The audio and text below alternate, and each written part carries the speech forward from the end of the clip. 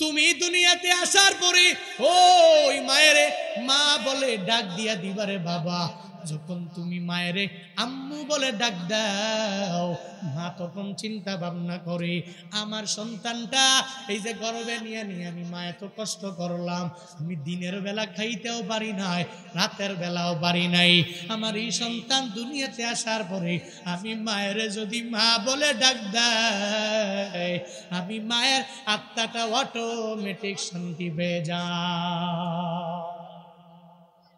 দুনিয়ার মায়েরা সন্তানের জন্য এত পরিমাণ স্যাক্রিফাইস করে, দুনিয়ার কেউ করে না, বাবাও করে না, বউ করে না, পরিবারের কেউ করে না, যেই পরিমাণ মায়েরা করে। কিন্তু কপাল পোড়া যুবকেরা, তোমরা তো একটু বড় হয়ে যাওয়ার পরে একটা বউ নেওয়ার পরে তোমরা মায়ের এত পরিমাণে ভুলে যাও, তোমরা বাবারেও তোমরা ভুলে যাও, তোমাদের মানুষই মনে করো না। আবার অনেকে আছে ওই মা বাবারে দইরা নিয়ে নিয়ে বৃদ্ধাশ্রমে দিয়া দেয়, যদিও গ্রামে নাই, শহরের বাড়িতে বিভিন্ন স্মার্ট লোকেরা, যে সন্তানেরা এদের বউ স্মার্ট কথা বলে, গ্রামীণ কথা বলতে জানে না, সুন্দর করে বলতেও পারে না, এজন্য মায়ের বাসার মধ্যে থাকলে বারবার বলি, সন্তান রে ফজরের নামাজ পড়লে তোমার ফায়দা হবে, জোহরের নামাজ পড়লে তোমার ফায়দা হবে, আসরের নামাজ পড়লে তোমার ফায়দা হবে, মাগরিবের নামাজ পড়লে তোমার ফায়দা হবে। বারবার ওই মায়েরা সন্তানের ভালাইয়ের জন্য বলে, নামাজের ব্যাপারে, রোজার ব্যাপারে, আমলের ব্যাপারে, কিন্তু কপাল পোড়া এমন হয়ে গেল, এমন মজিদ প্রমাণ আমাদের ব্রেনে আছে, আমাদের জানা আছে, মা বাবা সন্তানদেরকে বারবার নামাজের কথা বলার কারণে ওই মা বাবারে ঘরের মধ্যে রাখে না, বৃদ্ধাশ্রমে নিয়ে পাঠায় দেয়, মা বাবারে খাওয়ায় না, দেয় না, ভালো আচরণ করে না, মাস কি মাস চলে গেল, বছর কি বছর চলে গেল, ওই মা বাবার খবর নেয় না। আমরা বাংলার জমিনে এমন মা বাবার সন্তান আছে না? না আছে না? নাই আছে, আমার জানা মতেও আছে, যারা বড় হয়ে যাওয়ার পরে এখন তুমি টাকার মালিক, এখন তুমি বাড়ির মালিক, এখন তুমি গাড়ির মালিক, আল্লাহ আমারে সব দিছে, এখন অসুবিধা নাই, এখন আর মায়ের লাগবে না, বাবারে লাগবে না, এরা বুড়া বুড়ি ঘরের মধ্যে থাকলে বারবার নামাজের কথা বলে, বারবার রোজা রাখার কথা বলে, বারবার আমলের কথা বলে, ভালো লাগে না? পেরে নিয়ে বৃদ্ধাশ্রমে দাও, কারণ বৃদ্ধাশ্রমের মধ্যে দিতে পারলেই ও নামাজ পড়ছে কি পড়ে নাই এই ব্যাপারে মা বাবার কাছে জবাবদিহি করা লাগবে না, রোজা রাখলো কি রাখলো না এই ব্যাপারে আব্বা আম্মার কাছে জবাবদিহি করা লাগবে না। এই ভয়ে মাকে খাওয়ায় না, বাবাকে দেয় না, আব্বা আম্মাকে বৃদ্ধাশ্রমে ফালায়া রাখে, এমন যুবক কি আমাদের বাংলার জমিনে নাই? আবার অনেকে আছে বউয়ের কথা শুনে মায়ের পর্যন্ত আঘাত করে, কি নাই? আছে। বাহির থেকে কাজ করে আসার পরে হঠাৎ করে বলে দিল, বউ জানাইয়া দিল, তোমার মায়ের তুমি সামলাও, যদি না সামলাও তাহলে আমার মেজাজ বড় খারাপ হয়ে যাবে। তোমার মা বারবার বারবার আমারে ধমক দেয়, আমার সাথে কটু কথা বলে। এটা বলার পরে সঙ্গে সঙ্গে সন্তানটা বউয়ের কথা শুনে মাথা গরম হয়ে গেল, ওই মায়ের কাছে যাইয়া একটা পা দিয়া মায়ের লাথি মেরে দিল। এমন নিমখারাম যুবক আমাদের বাংলার জমিনে আছে, যারা বউয়ের কথা মেনে মেনে মায়ের সাথে অন্যায় করে অপরাধের মধ্যে নিযুক্ত হয়ে যায়।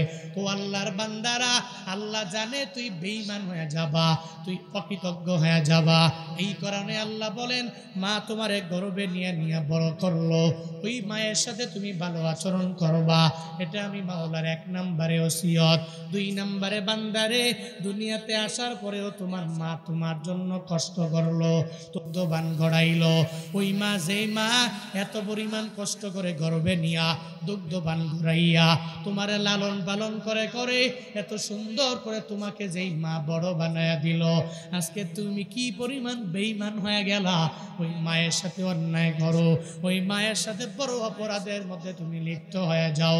ও সিরাজগঞ্জের মুসলমানেরা, ও তারাশের যুবক, আজকে থেকে নিয়ত করো মা বাবার সাথে বেয়াদবি করবা না। আল্লাহ পাক বলেন আমি আল্লাহ আদেশ দিয়ে দিলাম আনিস করলি, এক নম্বরে তোদের নিকট আমি আল্লাহর আদেশ হলো এক নম্বরে আমি রবের ইবাদত করবি, আমি রবের শুকর গুজার বান্দা নিজের বানায় নিবি। দুই নম্বরে আমি আল্লাহর ইবাদতের পরে মা বাবার খেদমতে নিজের নিয়োজিত বানাবি। এক নম্বরে ইবাদত হবে কার? আরো জোরে বলেন। এক নম্বরে আমার মাওলা শুকর আদায় করো। কিভাবে শুকর কেমনে আদায় করবা? এই যে একটু আগে পড়াইলাম আলহামদুলিল্লাহি হামদান কাসীরা তাইয়িবান মুবারাকান ফি ইয়া রাব্বি লাকাল হামদু কামা ইয়ানবাগি লিজালালি ওয়াজহিক ওয়া আযীমি সুলতানিক লাকাল হামদু বিল কুরআন লাকাল হামদু বিল ইসলাম লাকাল হামদু বিল ঈমান। এর মাধ্যমে সুন্দর করে বান্দা তোমার জন্য পরিপূর্ণ ওই রবের প্রশংসা হয়ে যাবে। তবে এটা প্রশংসা শুকর গুজার করার প্রথম ধাপ। আর দ্বিতীয় ধাপ হলো ওই রবের শুকর আদায় করতে যে কোনো জুমলা শুধু বের করলে হবে না, নামাজ পড়া লাগবে কি লাগবে না? বিনি হ্যাঁ, আমার রবের কোরআনের আদেশগুলো মানা লাগবে কি লাগবে না? ওই রবের নিষেধগুলো থেকে নিজেকে পরিপূর্ণ বিরত রাখা লাগবে।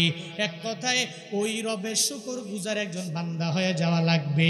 আল্লাহ পাক কোরআনের মধ্যে যা আদেশ দিয়ে দিলেন তা মানা লাগবে, যা নিষেধ করেছে তা থেকে পরিপূর্ণ বিরত থাকা লাগবে। একজন হক্কানি আলেম যিনি আছে উনারে পীর মানা লাগবে, উনারে বুজুর্গ মানা লাগবে। উনি পথ দেখায়া দিবে, তুমি এই পথে যাও, জান্নাতের পথের প্রতীক হতে পারবা। সাবধান, ওই পথে যাবা না, যদি যাও তাহলে জাহান্নামের পথের প্রতীক হয়ে যাবা। আল্লাহ পাকের কোরআন তুমি মেনে মেনে নিজের জিন্দেগিটা যদি গঠন করো, আল্লাহ পাক তোমারে অনেক পরিমাণে দামি বানায়া দিবে। তবে রবের আদেশ মানবা, হকের কথা বলবা, হকের লাইনে পরিপূর্ণ তুমি অগ্রগামী হয়ে যাবা। মাঝে মাঝে মাঝে মাঝে মিডিয়ার ভিতরে দেখলে আমাদের কাছে মনে হইতো যে এলাকার যুবকেরা, আমাদের বাংলাদেশের যুবকেরা ফেসবুক আর ইউটিউবের মাধ্যমে এরা ধ্বংস হয়ে গেল। তবে না রে বাবা, কিছু কিছু যুবক এখনো আছে মিডিয়াতে থাকে, এরপরেও হকের বাণীগুলো শেয়ার পৌঁছায়া দেয়। কিছু যুবকেরা আছে দেখবেন এরা অন্যায়ের প্রমোট যারা করে এদের দেখতে পারে না, যারা অন্যায়ের প্রমোট করে এদেরকে দেখতে পারে না, বরং বিভিন্ন জায়গায় এদের নামে বয়কটের বাণীগুলো দিয়ে দেয়। আমি বলতে চাই না, এরপরেও না বলেও মাঝে মাঝে পারি না। এরা অন্যায় করলে আমরা বললে দোষ হয়ে যায়, এরা অপরাধের মধ্যে নিযুক্ত হয়ে গেলে আমরা বললে দোষ হয়ে যায়। এই যে 21 বই মেলায় দুইজন আছে, নামটা বলতে চাইছিলাম না, এর উপরেও বলি, তিশার মুশতাক নামে দুইজন 21 বই মেলা থেকে যুবকেরা এত পরিমাণে বয়কট করে তাড়ায়া দিল, ওই বই মেলা থেকে বের করে দিল। কেন বের করেছে? বলে তুমি বিয়া করেছো, কোনো অসুবিধা নাই, বিয়ার মধ্যে কুফু মিলাও নাই, তোমার ব্যক্তিগত ব্যাপার। কারণ কোনো বুড়া যদি বুড়িরে বিয়া করে হুজুরের কোনো মাথা ব্যথা নাই, কোনো বুড়ি যদি কোনো বুড়ারে বিয়া করে কোনো মাথা ব্যথা নাই, কোনো বুড়া যদি 70 বছরের বুড়া 18 বছরের মাইয়ারে বিয়া করে হুজুরের মাথা ব্যথা নাই। 18 বছরের যুবতী মেয়ে যদি 70 বছরের বুড়ার জন্য পাগল হয়ে যায়, এই ব্যাপারে হুজুরের কোনো মাথা ব্যথা থাকার কথা না, কোনো ইমামের মাথা ব্যথা থাকার কথা না, কোনো খতিবের মাথা ব্যথা থাকার কথা না। কিন্তু কি পরিমাণ অপরাধী এরা নিযুক্ত হয়ে গেল, এরা নিজেরাই জানায়া দিল আমরা বিয়ার আগে দুইজনে প্রেম করলাম। এই যে এটা বললো, এটা বলার মাধ্যমে এটাই জানাইলো বিয়ের আগে তোমরা প্রেম করবা, কোনো অসুবিধা নাই। কিন্তু ইসলামে তো বিয়ের আগে প্রেম করা হালাল না হারাম? বলেন, লা ইয়াজুজ ফিল ইসলাম, ইসলামে বিয়ের আগে প্রেম করা জায়েজ নাই। যদি প্রেম করো তাহলে চোখের জেনা হবে, তোমার কানের জেনা হবে, তোমার জবানের জেনা হবে, তোমার হাতের জেনা হবে, তোমার পায়ের জেনা হবে। তুমি যদি বিয়ের আগে কোনো একটা মাইয়ার সাথে দেখা করার জন্য বারকে যাও, ওটা হালাল হবে না রে বাবা, এটা তোমার জন্য হারাম হবে। তবে যদি তুমি লিগেল ওয়েতে বিয়ে করে ওই বউটারে পর্দা সহকারে মাইনা মানুষের না দেখাইয়া, এরপরে ওই বউ নিয়ে কক্সবাজার যাও, এরপরে তুমি সেন্ট মার্টিন যাও, এরপরে তুমি সাজেক ভ্যালি যাও, এরপরে তুমি রাঙ্গামাটি যাও, এরপরে তুমি বান্দরবান যাও, এরপরে তুমি কুয়াকাটা যাও, এরপরে যেখানে মন চায় বান্দা তুমি যাও। বাংলাদেশের যত জায়গায় তোমার চাইবে ওই জায়গায় তুমি যাও, হুজুর তোমারে বাধা দিবে না, কোনো পীর তোমারে বাধা দিবে না, কেউ তোমারে নিষেধ করতে পারে না, কারণ তুমি হালাল বউ নিয়া বিভিন্ন জায়গায় ঘুরতে যেতে পারো, কোনো বাধা নাই। কিন্তু একটা বউ বিয়ে করার পরে ওই বউ নিয়া ব্যবসা করে মানুষের দেখাও কেন? যুবকদেরকে পরিপূর্ণ খারাপ করার জন্য তোমার বউটারে মেকআপ দিয়া সাজাইয়া ফিল্টার মাইরা ফেসবুকের মধ্যে ভিডিও বানাও কেন? ওইটার বিরুদ্ধে ইমামেরা বলবে, ওইটার বিরুদ্ধে খতিবেরা বলবে, ওইটার বিরুদ্ধে বক্তারা বলবে, ওইটার বিরুদ্ধে স্কলাররা বলবে, কারণ এই স্কলাররা যুবকদেরকে অনেক পরিমাণে ভালোবাসে। আমগো বাংলাদেশের সব মুসলমান যুবকেরা সব যদি জান্নাতি হয়ে যায় আমাদের কোনো চিন্তা নাই, কোনো অসুবিধা নাই, এটা আমাদের জন্য কপাল ভালো, আমাদের খুশনসিবের ব্যাপার। আর একটা যুবক যদি কোনো অন্যায় করার কারণে জাহান্নামের দিকে অগ্রগামী হয়, ওই ব্যাপারেও আমাদের নসিবটা খারাপ হয়ে যাবে, কারণ এই যুবকেরা আমগরে মহাব্বত করে পরিপূর্ণ ভালোবাসি, এরা অন্যায় করে অপরাধ করে জাহান্নামী হয়ে গেলে আল্লাহর দরবারে আমাদেরকেও তো হিসাব দেওয়া লাগবে। ওই যে ধরে এদেরকে বলি সব বাদ দিলাম, বিয়ে করলো, প্রেম করলো, এদের ব্যক্তিগত ব্যাপার, কিন্তু এখন তো 21শে বই মেলার মধ্যে যখন একটা বই বের করলো তিশার মুশতাকের প্রেম কেমনে হয়ে গেল। তোমরা বুড়া হওয়ার পরেও একটা সুন্দরী রমণী 18 বছরের ভার্জিন মেয়েকে তুমি কেমনে বিয়ে করতে পারবা? এই ব্যাপারে যে বলা হয় এই যুবকেরা এই বই থেকে কোনো কিছু ভালো শিখতে পারবে না, এই বই শিখার মাধ্যমে একটা যুবক ভালো পথের প্রতীক হতে পারবে না। আমগো বাংলাদেশের যুবকেরও এই বই কিনবে দূরের কথা, বরং ওই বই মেলার মধ্যে যাইয়া এদেরকে বয়কট করে করে বই মেলা থেকে তাড়াইয়া দিল। এর মানে বোঝা গেল এদেশটা সেকুলারের মাধ্যমে ভরে যায় নাই, এদেশে এখনো এমন কিছু ইসলাম প্রিয় যুবকেরা এখনো দুনিয়ায় বেঁচে আছে, আমগো বাংলার জমিনে আছে। এরা অন্যায় দেখলে সহ্য করতে পারে না, এরা হাত দিয়েও বাধা দেয়, এদের জবান দিয়েও বাধা দেয়, চিল্লা কও ঠিক কিনা? এরা হাত দিয়েও বাধা মারে, নিজের জবান দিয়েও বাধা দেয়। এদের মনের ভিতরে একটা অন্তরের মধ্যে এই কথাগুলো বান্দার জেগে যায়। আল্লাহ পাক তো দুনিয়াতে আমারে আশরাফুল মাখলুকাত করে বানাইলেন, আল্লাহ পাক আমারে তো দামি করে বানাইলেন। কুনতুম খায়রা উম্মাতিন উখরিজাত লিন্নাসি তা'মুরুনা বিল মা'রুফ ওয়া তানহাউনা আনিল মুনকার ওয়া তু'মিনুনা বিল্লাহ ওয়ালাউ আমানা আহলুল কিতাবি লাকানা খায়রান লাহুম মিনহুমুল মুমিনুনা ওয়া আকসারুহুমুল ফাসিকুন। এই যুবকেরা চিন্তা করে কুনতুম খায়রা উম্মাহ, তোমরা শ্রেষ্ঠ জাতি আল্লাহ জানায়া দিলেন। আল্লাহ পাক তোমারে বড় মায়া করে দুনিয়াতে বানাইলেন। আল্লাহ পাক উটের শ্রেষ্ঠ মাখলুক বানাইতে পারতেন, কিন্তু আল্লাহ বানান নাই। একটা গরুরে আল্লাহ উত্তম করে বানাইতে পারতেন, কিন্তু বানান নাই। আল্লাহ পাক একটা পাহাড়ে পরিপূর্ণ শ্রেষ্ঠ জাতি বলতে পারতেন, কিন্তু বলেন নাই। আল্লাহ পাক মানুষের বানাইলেন কুনতুম খায়রা উম্মাহ, এই মানুষেরা এত সুন্দর করে শ্রেষ্ঠ করে আমি আল্লাহ তোমাদেরকে বানাইলাম। তা'মুরুনা বিল মা'রুফ, তুমি সর্বাবস্থায় সৎ কাজের আদেশ অন্য মানুষের করবা। ওয়া তানহাউনা আনিল মুনকার, অন্যায় গর্হিত কাজ থেকে পরিপূর্ণ বিরত নিজে থাকবা, অন্য মানুষের গর্হিত কাজ থেকে দূরে রাখবা। ওয়া তু'মিনুনা বিল্লাহ, 3 নম্বরে আমার রবের প্রতি তোমরা ঈমান আনবা। শ্রেষ্ঠ জাতি হিসাবে তুমি কোনো অন্যায় অপরাধ দেখলে ওটা দেখে দেখে খিলখিলায় হাসতে পারো না। একটা অন্যায় দেখলে হয় হাত দিয়ে বাধা দেওয়া লাগবে, না হয় পা দিয়া যায় হেঁটে বাধা দেওয়া লাগবে, না হয় জবান দিয়ে বাধা দেওয়া লাগবে। বান্দারে তুমি মুমিন হওয়ার পরে এই তোমার উপরে দায়িত্ব দুনিয়ার কোনো বান্দাগুলো অর্পণ করে নাই, এই দায়িত্ব একজন দিয়েছে, চিল্লায় বলো তার না। আল্লাহ পাক তোমারে আমারে দিয়েছে। একটা অন্যায় হচ্ছে, একটা অপরাধ হচ্ছে, তুমি বাধা দিবা, কারণ তুমি তো খায়রা উম্মাহ। মান রাআ মিনকুম মুনকারান ফালিয়ুগাইয়িরহু বিয়াদিহি ফাইল্লাম ইয়াস্তাতি ফাবিলিসানিহি ফাইল্লাম ইয়াস্তাতি ফাবিকলবিহি ওয়া যালিকা আদআফুল ঈমান। নবী জানিয়ে দিলেন মান রাআ মিনকুম মুনকারান, তোমাদের মধ্যকার কোনো ব্যক্তি যদি কোনো গর্হিত কাজ করে, কোনো খারাপ কাজ যদি করে, কোনো অশ্লীল বেহায়াপনা কাজের মধ্যে যদি লিপ্ত হয়ে যায়, তবে শুনে রাখো, মান রাআ মিনকুম মুনকারান ফালিয়ুগাইয়িরহু বিয়াদিহি, তাহলে সে যেন তার হাত দিয়া তাকে বাধা দেয়। যদি না পারে, হাত দিয়ে বাধা দিলে আক্রমণ আসার আশঙ্কা থাকতে পারে। যদি এই ভয় এদের ভিতরে থাকে, তাহলে এরা হাত দিয়ে দিবে না, এদের জবান দিয়ে এরা বাধা দিবে। ফাইল্লাম ইস্তাতি ফাবিকলবিহি, নবী বলে মিশন জানিয়ে দিলাম, তোমাদের দায়িত্ব জানিয়ে দিলাম, তোমাদের কর্তব্য জানিয়ে দিলাম। তোমরা এমন এক দায়িত্ববান হবা, তোমরা হাত দিয়ে বাধা দিবা, পারো নাই, জবান দিয়ে বাধা দিবা, পারো নাই, তো তুমি তোমার কল দিয়া, অন্তর দিয়া মনে মনে চিন্তা ভাবনা করবা এই এলাকা থেকে এই অপরাধটাকে কিভাবে দূরীভূত করা যায়। অন্তত পক্ষে তুমি এটা করো। নবী বলেন ওয়াজালিকা আদআফুল ঈমান, এই কাজটা যে করে তার ঈমানটা অনেক দুর্বল, এই কারণে সে হাত দিয়ে বাধা দিতে পারে না, জবান দিয়ে পারে না, শুধু অন্তর দিয়ে চিন্তা ভাবনা করে। এরা দুর্বল মুমিন, এদের ঈমানে একটু দুর্বলতা আছে বলেই এরা এই কাজগুলো করতে পারে না। এই জন্য ভাইয়েরা, কোন অন্যায় যদি গ্রামে হয়, আপনি ছায়া থাকবেন, খিলখিলে হাসবেন, নাকি অন্যায়ের বাধা দিবেন?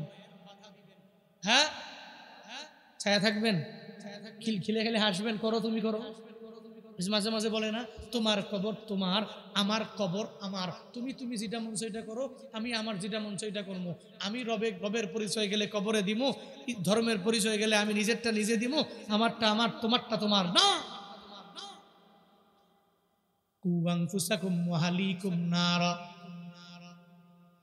ও তারাশের মুসলমানেরা, নিজে আগুন থেকে বাঁচো। এরপরে বান্দারে তুমি নিজে আগুন থেকে বাঁচিয়ে, এরপরে তোমার আহেলকে বাঁচাও, তোমার আত্মীয় স্বজনের বাঁচাও, তোমার গ্রামবাসীরে বাঁচাও, বিলাসপুরবাসীরে বাঁচাও, তারাশবাসীরে বাঁচাও, সিরাজগঞ্জবাসীরে বাঁচাও, এরপরে তুমি রংপুর বিভাগের মানুষগুলোরে বাঁচাও, এরপরে তুমি ঢাকায় যাও, এরপরে এই মানুষগুলোকে বাঁচাও, এরপরে পুরো দেশের মানুষগুলোরে তুমি বাঁচাও। এই ব্যাপারে আল্লাহ পাক তোমারে আমারে আদেশ দিয়ে দিলেন, 1 নম্বরে ইবাদত চলবে কার? আরো জোরে বলেন। 1 নম্বরে ওই রবের ইবাদত করব, রবের গুণগান গাইব। 1 নম্বরে আল্লাহ জানিয়ে দিলেন, আনিস করুলি, আমি রবের শুকর আদায় বান্দা তুমি করবা, আমি রবের ইবাদতের পরে ওই মা বাবার খেদমত তুই করে নাও। মা বাবা তোরে এত কষ্ট করে করে করে করে বড় করলেন, খেদমত কেমনে করবি? দোয়া নেওয়ার মাধ্যমে করবা।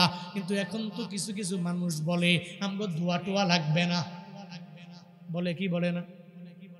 গত 2-3 বছর আগে আমার টাঙ্গাইল দেলদুয়ারে প্রোগ্রাম, নাম শুনছেন নি? হ্যাঁ, টাঙ্গাইল দেলদুয়ারে গত 3 বছর আগে আমার প্রোগ্রাম। বয়ানে যাওয়ার আগে সব কমিটিরা বলে দিল, হুজুর আমগো মাহফিলে কোনো দোয়া চলে না, জিকির চলে না, দুরূদ চলে না, কিচ্ছু চলে না। সঙ্গে সঙ্গে এটা বলে দিল। এটা বলার পরে আমি অবাক হয়ে গেলাম, আরে এটা কি বলে? এই মাহফিলে নাকি দোয়াও চলে না, কোনো জিকিরও চলে না, কোনো দুরূদ বলে চলে না।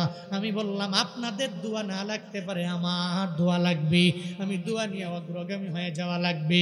সঙ্গে সঙ্গে আমি ওই মাহফিলে দোয়া করলাম, কারণ আমি জানি আমি যে এত পরিমাণে দৌড়াই, আমি তো দোয়া ছাড়া চলতে পারি না। দোয়া নামক কেমন এক তরবারি নিয়ে আমি দৌড়াই, দোয়া নামক এমন এক যন্ত্র নিয়ে আমি দৌড়াই, দোয়া নামক এমন এক গাড়ি নিয়ে আমি দৌড়াই। পুরো বাংলাদেশে বয়ান করি, আল্লাহর কসম, হিলিম নাই, হিলিম নাই, আমল নাই, এরপরেও কেমনে দৌড়াইলাম, এভাবে কেমনে দৌড়াই। আল্লাহ কেন এতদিন পর্যন্ত বাজায় রাখলো?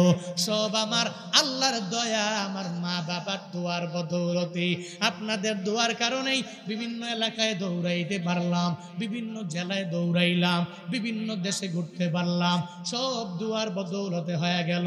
ও আল্লাহর বান্দারা, যারা বলে দোয়া লাগে না, তাদের বলবেন তোমার দোয়া লাগলে লাগবে, না লাগলে নাই, ব্যক্তিগত ব্যাপার। তবে আমার চলার পথে দোয়া লাগবে, আমি দোয়া ছাড়া চলতে পারি না। আমার আব্বা আম্মার দোয়া আমার প্রতি লাগবে, আমার আসাতিজায়ে কেরামের দোয়া আমার প্রতি লাগবে। স্বয়ং কাবা শরীফের ইমাম আব্দুর রহমান সুদাইসি মা বাবার দোয়ার কারণে, আম্মার দোয়ার কারণে, মায়ের দোয়ার কারণে আল্লাহ পাক তারে কাবার বড় ইমাম বানায়া দিল। কত বড় ইমাম হয়ে গেল, প্রায় 39 বছর লাগায় একটানা কাবার বড় ইমাম।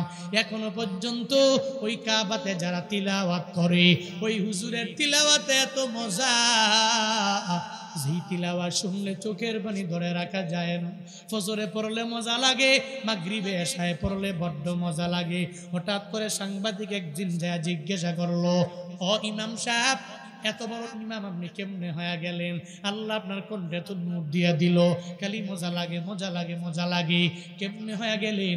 বলে, আমার ইলমের পাওয়ারে হই নাই, আমার আমলের পাওয়ারে না, আমার কোনো পাওয়ার দিয়া কামালিয়াতের মাধ্যমে হই নাই। আল্লাহ পাক আমার মায়ের দোয়ার বদৌলতে আমারে কাবার বড় ইমাম বানায়া দিয়েছে। সুবহানাল্লাহ। সাংবাদিকেরা বলে, ও আব্দুর রহমান আস-সুদাইসি, বলো কেমনে তুমি কাবার বড় ইমাম হয়ে গেল? সঙ্গে সঙ্গে ঘটনা বলতে লাগলেন, আমার বাড়ি মক্কাতেও না, বাড়ি আমার মদিনায়ও না, আল কাসিম শহরের মধ্যে আমার বাড়ি। আমার মা ছোটবেলায় উমরা করার জন্য আমার সঙ্গে করে নিয়া যখন বাইতুল্লাহ তাওয়াফ করার জন্য যখন মা আসলো, আসার পরে সঙ্গে সঙ্গে আমার মা আমারে নিয়া যখন সঙ্গে সঙ্গে বাইতুল্লাহ আসি, মা তাওয়াফ করে, আমারে করতে দেয় না। ছোট্ট বাচ্চাটারে এক পাশে দাঁড় করে রাখে, মা তাওয়াফ করার জন্য বেকুল হয়ে যায়। সন্তান কেন তাওয়াফে নিয়ে যায় না? কারণ কাবা বড় দামি ঘর, ছোট্ট মানুষের পবিত্রতা বর্জন করে বজায় রাখতে পারবে না, পবিত্রতা অর্জন করে সুন্দর তাওয়াফ করতে পারবে না। এই চিন্তা মা নিয়ে আব্দুর রহমানকে তাওয়াফ মাতাফের এক সাইডের মধ্যে দাঁড় করাইয়া, এরপরে মা সুন্দর করে ওই কাবার তাওয়াফের মধ্যে মা মগ্ন হয়ে গেল। একটা পর্যায়ে যাইয়া যখন মা 2-3টে তাওয়াফ করার পরে, ঘুরান দেওয়ার পরে, মা তাকায়া দেখে সন্তানটাকে আমি এক জায়গায় রেখে আসলাম, ওই জায়গায় আছে কি না আমার একটু জানা লাগবে। মা যায় দেখি ওই জায়গায় আব্দুর রহমান নাই। কই, এতগুলা মানুষের মধ্যে যদি হারায়া যায়, আমার সন্তান হারায়া গেলে আমি কোন জায়গায় গেলে পাবো? সঙ্গে সঙ্গে মায়ের মনটা তো মানায় না, আউলা কেসে পাগল বেসে মা দৌড়ায় দৌড়ায়, কোথায় আমার ছেলেটা চলে গেল? সঙ্গে সঙ্গে মা যায় দেখে সন্তানটা কাবার কালো গিলাপ ধরে ধরে আর আমার মাওলার লাব্বাইকের স্লোগান দেয় আর তাওয়াফ করে। সুবহানাল্লাহ। মায়ের মনটা বড় হয়ে গেল। সন্তানটারে জিজ্ঞাসা করে, এই সন্তান, তুমি এই কাবার গিলাপ ধরে ধরে কেন আসলা? এটার পবিত্রতা বজায় রেখে তুমি চলতে পারবা না। সন্তানটারে ধমক দিয়া মা আবার নিয়ে চলে গেল। সন্তানটারে মাথাপের এক সাইডে রেখে মা সঙ্গে সঙ্গে আবার তাওয়াফ করার জন্য বেকুল হয়ে পড়ল। 2টা ঘুরান দিল, আবার যাওয়ার পরে দেখে যে এই সন্তানটারে এক জায়গায় দাঁড় করে রাখে আসলাম, ওই জায়গায় সন্তানটা নাই। আবার মা তো জানে সন্তানটা আমার কাবার প্রতি এত পরিমাণে দুর্বল হয়ে গেল, আমার এই সন্তানটা কোথায় গেল? এই ব্যাপারে মায়ের বাদ ধারণা আছে।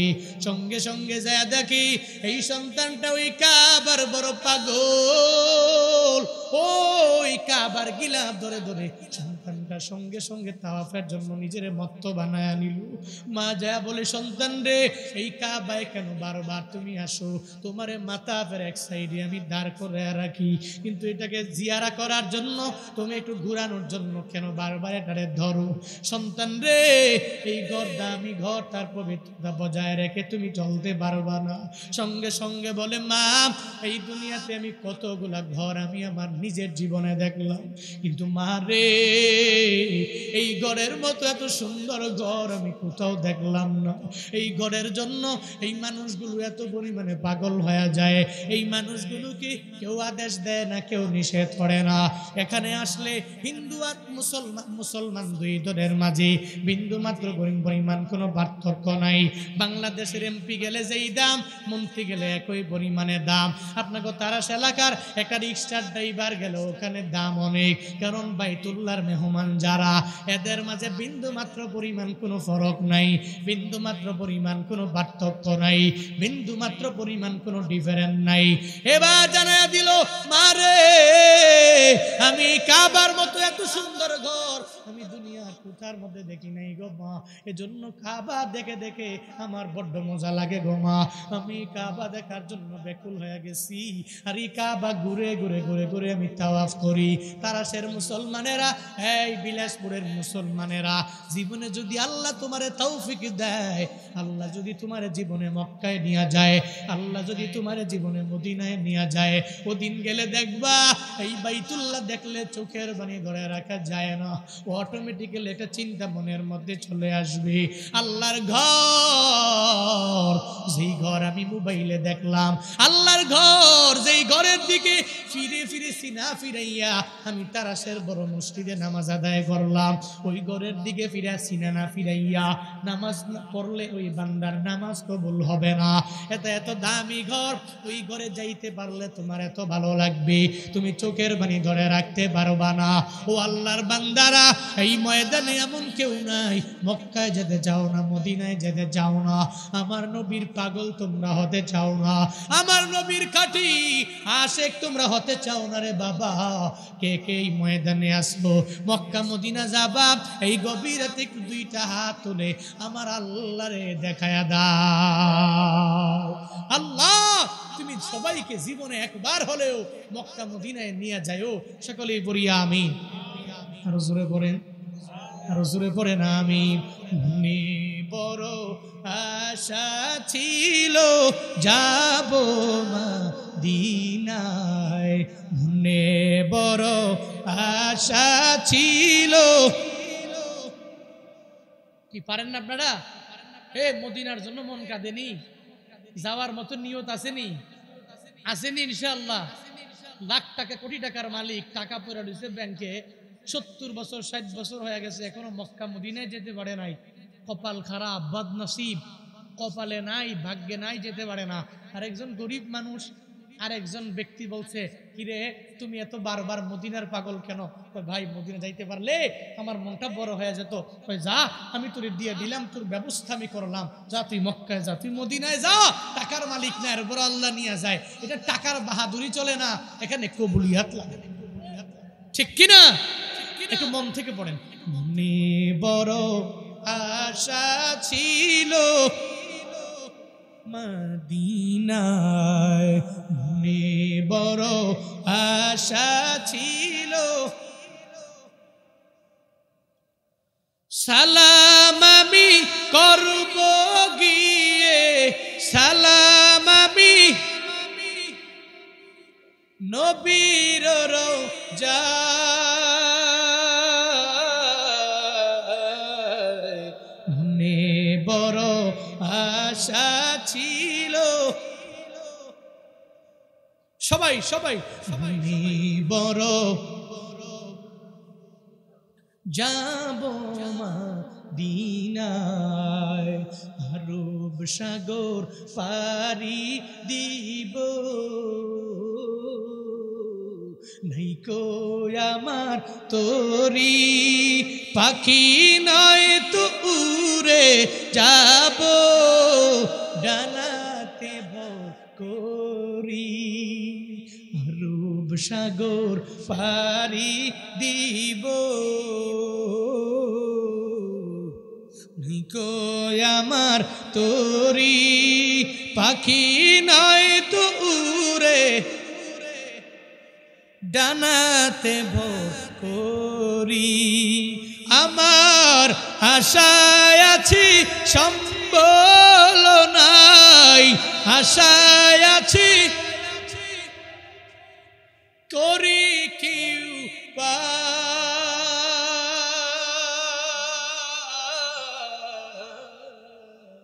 মনে বড় যাব মদিনায়, মনে বড়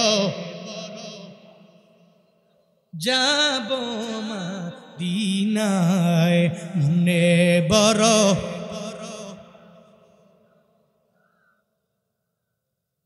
সালাম আমি করব গিয়ে, সালাম আমি নবীর রওজায়,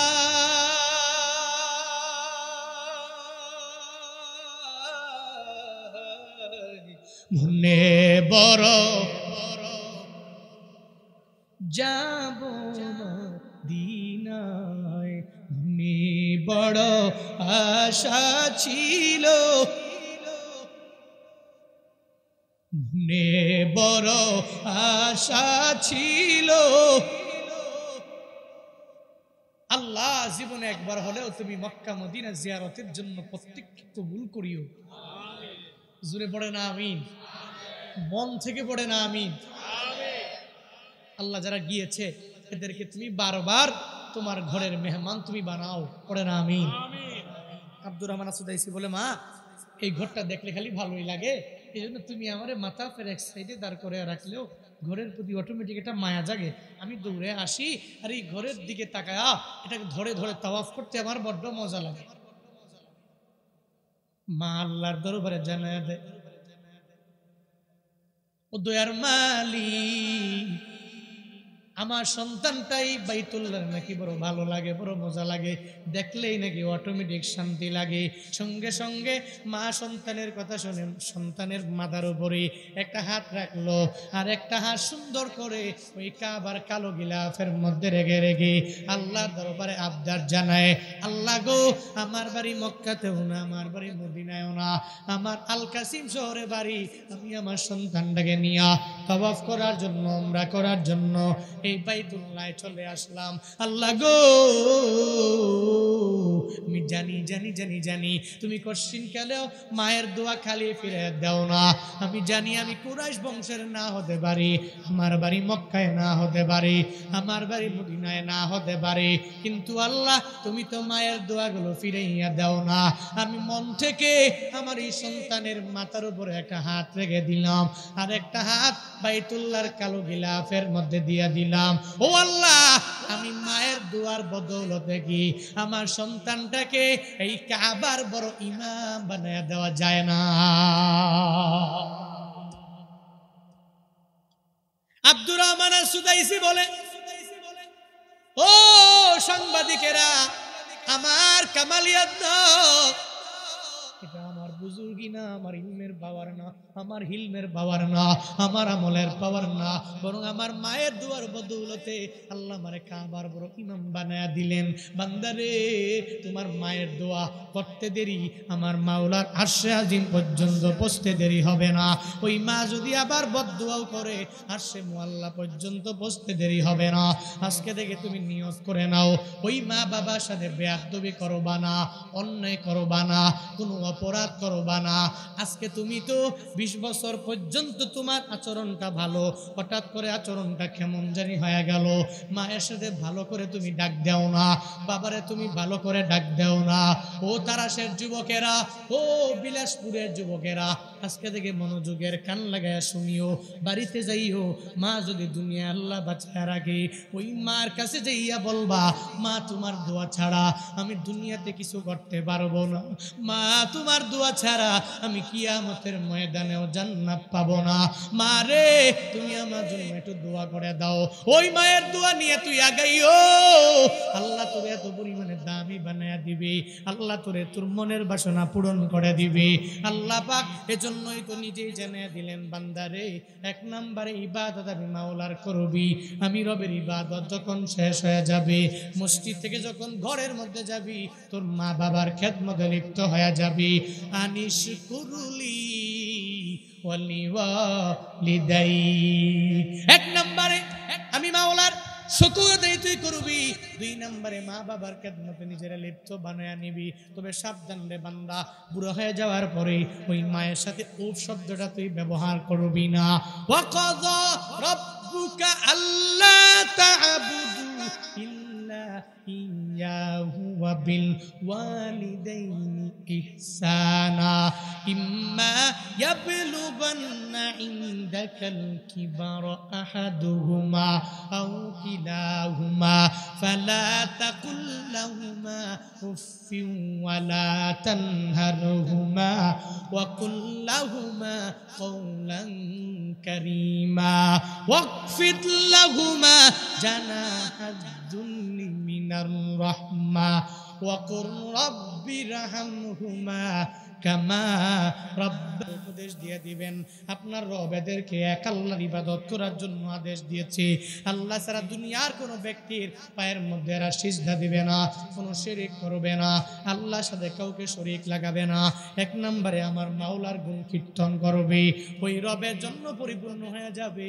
সঙ্গে সঙ্গে রবের কুদরতি পায়ে সিজদা দিবে এক নম্বরে রবের ইবাদত করবে ওয়াবিল ওয়ালিদাইনি ইহসানা দুই নম্বরে আব্বা আম্মার সাথে ইহসানের সাথে ভালো ব্যবহার করবে ইম্মা ইয়াবলুগুন্না ইনদাকাল কিবার যদি ওই মা বাবা বার্ধক্যে উপনীত যদি হয়ে যায় আহাদুহুমা আও কিলাহুমা তাদের দুইজনের একজন অথবা দুইজন যদি একটু বৃদ্ধ হয়ে যায় ফালা তাকুল্লাহুমা উফিউ ওয়ালা তানহারহুমা হ্যাঁ নবী হে আপনার উম্মতের আপনি বলেন এই সন্তানেরা তাদের মা বাবা বৃদ্ধ হয়ে যাওয়ার পরে এরা কষ্টিন গেল উফ শব্দটা ব্যবহার করবে না এদেরকে ধমক দিয়ে কোনো কথা এরা বলবে না এদের সাথে এমন পরিমাণে ইহসান করবে ইহসানের ব্যাখ্যা কি জানেননি তাফসীর ইবনে কাসিরে ইহসানের ব্যাপারে ব্যাখ্যা দেওয়া হলো ইহসান হলো এমন এক জিনিস যেই ইহসান হলো আপনাকে একজনের দিল কম কিন্তু আপনি মায়া করে তারে দিয়ে দিলেন বেশি শুকরগুজার নিজেকে বানানোর জন্য তারে আপনি দিয়ে দিলেন বেশি আপনার মা বাবা যদি ছোটবেলায় আপনারে সুন্দর করে খাওয়াইতে যদি না পারে আপনাকে যদি খাবার চুবর দিতে না পারে আপনি আপনার মা বাবা বৃদ্ধ হয়ে যাওয়ার পরে আপনি যদি মনে করেন আমার আব্বা আম্মা তো ছোটবেলায় আমারে দেয় নাই আমি তারে কেন দিয়ে দিব মা বাবা যতটুকু দিতে পেরেছে এর চাইতে বেশি আপনার দেওয়া লাগবে এর মানে হলো ইহসান আর আল্লাহ পাক মা বাবার সাথে এই ইহসান করার ব্যাপারে আদেশ দিয়ে দিলেন আল্লাহ পাক বলেন ওয়াকুল্লাহুমা কওলান কারীমা এই মানুষেরা চলার পথে ওই মা বাবার সাথে কওলান কারীমা আয় কওলান লাইয়িনান সাহালা আল্লাহ পাক বলেন এমন কথা তুমি বলো যে কথাগুলো পরিপূর্ণ সহজ হয়ে যাবে সহজ কথাগুলো তোমার মায়ের সাথে তুমি বলো সহজ কথাগুলো তোমার বাবার সাথে বলো কোনো কঠিন কথা বলে মা বাবার মনে আঘাত দেওয়ার দরকার নাই আব্বা আম্মা তারাশে থাকে তুমি সিরাজগঞ্জ শহরের মধ্যে থাকো আব্বা আম্মা গ্রামে থাকে তুমি ঢাকার জমিনে থাকো তোমার তো অনেক পরিমাণে শুদ্ধ ভাষাভাষী মানুষের সাথে মেশাও হয় সুন্দর করে তুমি কথাও বলতে জানো বাবা রে তুমি গ্রামে আসার পরে ওই আব্বা আম্মার সাথে তুমি শুদ্ধ করে বলার দরকার নাই মা যেমনে বলে তুমি মায়ের সাথে এভাবেই বলবা মা যেভাবে বলতে পারে এভাবেই মাকে বোঝানোর জন্য তুমি বলবা মায়ের সাথে ইংলিশে টকিং করার দরকার নাই মা যদি আরবি না জানে আরবিতে মায়ের সাথে কথা বলার দরকার নাই মায়ের যে ভাষা ওই ভাষায় তুমি মায়ের সাথে কথা বলবা ঘোষণাকার হুজুরে বলেন কার ঘোষণা ওয়াকফিদ লাহুমা জানাহা যুল্লি আল্লাহ জানায়া দিলেন এরপরে প্রত্যেকটা সন্তানের জন্য কাজ হবে ওয়াকফিদ লাহুমা জানাহা যুল্লি তুমি তোমার বিনয়ের বাহুগুলো ওই মা বাবার সামনে গিয়ে সবে দাও সাবধান ওই মা বাবার সাথে তুমি আঙ্গুল উঁচু করে কথা বলবা না চোখ রাঙিয়ে কথা বলবা না আর আব্বা আম্মার জন্য আমার মাওলার দরবারে তুমি দোয়া করো সবে আমার সাথে পড়েন রব্বিরহামহুমা কামা রব্বায়ানি সগীরা আয় রব্বি কারীম আমার মা বাবা ছোটবেলা আমারে যত কষ্ট করে লালন পালন করলো এত মায়া করে আমারে বড় বানাইলো আমি মায়ের গর্ভে বড় হইলাম দুনিয়াতে আসার সময়ে আমার মা আমার জন্য রক্ত ঝরাইলো দুনিয়াতে আসার পরেও মা আমাকে 2টি বছর দুগ্ধবান করাইলো আল্লাহ পাক তুমি আমার মা বাবা এখন বুড়া হয়ে গেল বৃদ্ধ হয়ে গেল কবরে চলে গেল রব্বিরহামহুমা কামা রব্বায়ানি সগীরা আমার আব্বা আম্মার প্রতি তুমি রহমত করো আমার আব্বা আম্মাকে তুমি দয়া দেখাও যদি কবরস্থ হয়ে যায় তুমি জান্নাতের বাগান বানায়া দাও আর যদি কবরস্থ না হয় দুনিয়ায় যদি বেঁচে থাকি তোমার রহমত দিয়া আমার মা বাবাকে তুমি ভরপুর করে দাও আমার মা বাবার উপরে তুমি সাকিনা দাও এই যুবকেরা আজকের এই মাহফিল থেকে তুমি তালিম নিয়ে যাবা যতদিন দুনিয়ার মধ্যে বাঁচবা আজকে থেকে ওয়াদা করো আমি কষ্টিন কালেও তাদের সাথে খারাপ ব্যবহার করব না ভালো ব্যবহার করব এদের থেকে দোয়া নিয়ে চলবো এদের থেকে বদদোয়া নিয়ে আমি আগাইব না এই মানুষেরা যাদের মা বাবা দুনিয়া থেকে বিদায় হয়ে গেল প্রত্যেকটা মাহফিলে যাবা ওখানে গেলে তুমি মা বাবার নামে মাদ্রাসায় দান করে দিবা মসজিদে দান করে দিবা বিভিন্ন মাহফিলে দান করবা, বিভিন্ন জায়গায় তুমি দান করবা। বান্দারে মা বাবার যে নেক আমলের যে লাইন আছে ওই পটটা অটোমেটিক বন্ধ হয়ে গেল। এখন তো মা ইচ্ছা করে চাইলেই কবরের মধ্যে নামাজ পড়তে পারবে না, মা চাইলেই কবরে রোজা রাখতে পারবে না, মা চাইলেই কবরে আমল করতে পারবে না। ও আল্লাহর বান্দারা, তুমি যদি মা বাবার জন্য কিছু পাঠাও, এটাই মা বাবা পাবে। মা বাবার মনটা অটোমেটিক্যালি ভরে যাবে, রুহানি ফায়েজ তুমি মা বাবার পেয়ে যাবা। কোন কোন বান্দা আছো আগের বক্তার হাতে অনেক মাদ্রাসার জন্য দিয়েছো, প্রধান বক্তার হাতে দেওয়ার জন্য তোমরা অনেকে নিয়ত করে ওয়েটিং এ থাকো। কে আছো কোনো বান্দা একটু আগে 7 জন ছেলে পাগড়ি নিয়ে চলে গেল, যাদের সিনার মধ্যে আল্লাহ পাক 30 পারা কোরআন দিয়ে দিল। এই মাদ্রাসা উন্নত হবে, এই মাদ্রাসা আরো সুন্দর হয়ে যাবে।